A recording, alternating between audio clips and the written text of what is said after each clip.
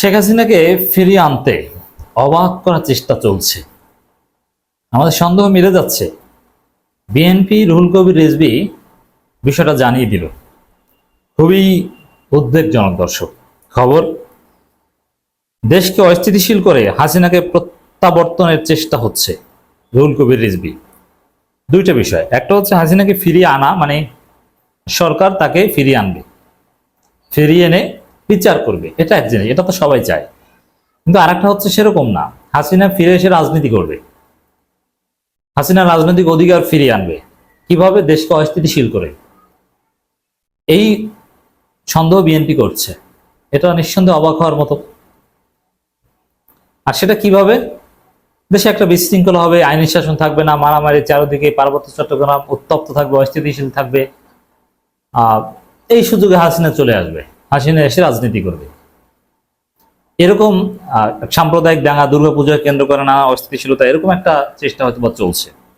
রুহুল কবির রিজভী এদিকে ইঙ্গিত করেছেন। এজন্য আমাদের এই বিষয়ে সচেতন থাকতে হবে, সজাগ থাকতে হবে। দেশকে অস্থিতিশীল করে শেখ হাসিনাকে প্রত্যাবর্তনের চেষ্টা করা হচ্ছে বলে মন্তব্য করেছেন বিএনপির জ্যেষ্ঠ যুগ্ম মহাসচিব রুহুল কবির রিজভী।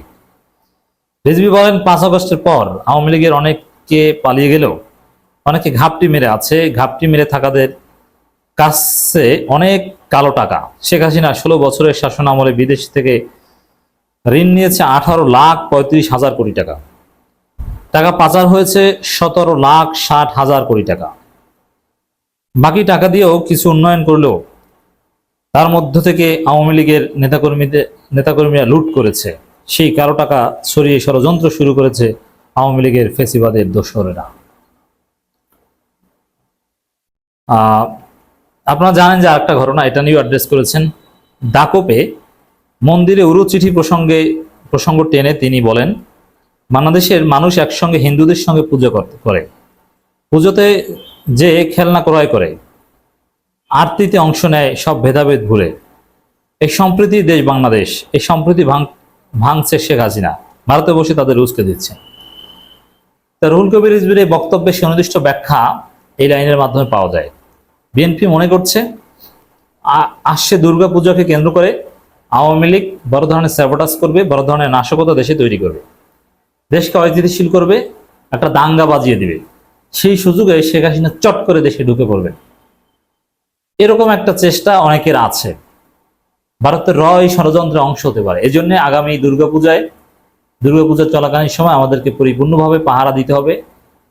আওয়ামী লীগের লোকজনকে পূজার আশেপাশে বা কোথাও আওয়ামী লীগের কোনো পদধারীকে ঘর থেকে বের হতে দিবেন না। এজন্য আমরা বারবার বলি, দেশকে যদি স্থিতিশীল রাখতে হয় আওয়ামী লীগকে নিষিদ্ধ করুন, আওয়ামী লীগের পদধারী সকল নেতাকে বিচারের ব্যবস্থা করুন, চিরুনি অভিযান চালান, অ্যাটলিস্ট এই ঘোষণা দিয়ে দেন আওয়ামী লীগের পদ যারা আছে প্রত্যেককেই গ্রেপ্তার হতে হবে। হ্যাঁ, গ্রেপ্তার হতে হবে। অ্যাটলিস্ট গণহত্যা, ফেসিবাদ, ভোট চুরিতে বৈধতা দিয়েছে বা সম্মতি উৎপাদন করেছে এই অভিযোগে, তারপরে তার অপরাধ অনুযায়ী শাস্তি পাবে বা খালাস পাবে, এরকম একটা বার্তা দিয়ে দেন। নাহলে দুর্গাপূজা কেন্দ্র করে দেশে বড় ধরনের ম্যাসাকার ঘটাতে পারে আওয়ামী লীগ। রুহুল কবির রিজভী বিএনপি সন্দেহ করছে, আমরা বিএনপির সন্দেহের সাথে একমত। এই জন্য আমরা পাহারা দিতে চাই। শেখ হাসিনা বিচার বিভাগকে জল্লাদখানা তৈরি করেছেন মন্তব্য করে তিনি বলেন, বিচার বিভাগ ছিল শেখ হাসিনার জল্লাদখানা, কসাইখানা। বিরোধী দলের নেতাকর্মীদের সাজা দেওয়ার জন্য শেখ হাসিনার মন মতো ব্যক্তিকে বিচারপতি বানিয়ে ইচ্ছে মতো সাজা দেওয়া হয়েছে। এই কসাইখানা ও পুলিশ প্রশাসন এখনো আওয়ামী লীগ সরকারের দোসররা রয়েছে, তারা কাজ করছে না। দর্শক, এই বিষয়টাও বিএনপি খুব সিরিয়াস হতে পারে। আমাদের মনে আছে যখন ব্রিগেডিয়ার জেনারেল অবসরপ্রাপ্ত সাখাওয়াত সাহেব একটা বিতর্কিত বক্তব্য দিয়েছিলেন, তখন কিন্তু জেলায় জেলায় বিএনপির লোকজন, যুবদলের লোকজন রাস্তায় নেমেছিল সাখাওয়াতের পদত্যাগের দাবিতে।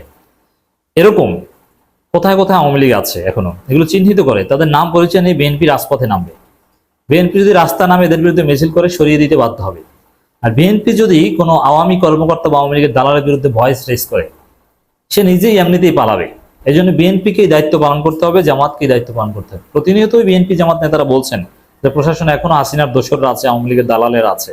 অতএব তারা কারা, তাদের নাম পরিচয় নিয়ে কথা বলেন। যেমন ইসলামী ফাউন্ডেশনে আছে, ধর্ম মন্ত্রণালয়ে আছে, সচিবের নাম ইসলামী ফাউন্ডেশন ডিজি সহ আপনারা এদের নিয়ে কথা বলেন। যেমন এই রুহুল আমিনকে নিয়ে জামাতের লোকজন মোটামুটি একটু শোরগোল করেছে। রুহুল আমিনকে খতিব বাইতুল মোকাররমে, তাকে বরখাস্ত করতে বাধ্য হয়েছে সরকার, অথচ এই বরখাস্তটা কিন্তু আগে করা উচিত ছিল, কিন্তু আগে করেনি, শোরগোল করার পর তারপরে করেছে। তো এরকম আমরা শোরগোল করি, বিএনপি একটু বলেন, মাঠে নামেন, 2-4টা মিছিল করেন, দেখবেন যে সব জায়গা থেকে আওয়ামী লীগ বা দালাল মুক্ত হবে। অন্তর্বর্তীকালীন সরকারের উদ্দেশ্যে করে তিনি বলেন, ভোটবিহীন নির্বাচনে কোনো জনপ্রতিনিধিকে দেশের মানুষ দেখতে চায় না। ইউপি চেয়ারম্যান মেম্বারদের এখনো ক্ষমতা রাখছেন কেন? এরাই তো ফেসিবাদের বড় দোসর। এরাই এলাকায় সন্ত্রাসী গুন্ডাপান্ডা, এই গুন্ডাপান্ডা দিয়ে আঙুল ফুলে কলা গাছ হয়েছেন শেখায়। হ্যাঁ, এগুলো সব সব বরখাস্ত করে দিন, এগুলোতে কাজ করতে হবে। দর্শক, রুহুল কবির রিজভির বক্তব্য আমি সবচাইতে গুরুত্বের সাথে দেখি, অতীতের মতো। রুহুল কবির রিজভি দূরদর্শী কথা বলছেন, তার বক্তব্যগুলো সবসময় ফলো করবেন। এই মুহূর্তে বিএনপির 2জন নেতার উপর সবচাইতে আস্থা রাখা যায়, তারেক রহমান এবং Ruhul Kabir Rizvi. We salute Tarique Rahman and Ruhul Kabir Rizvi.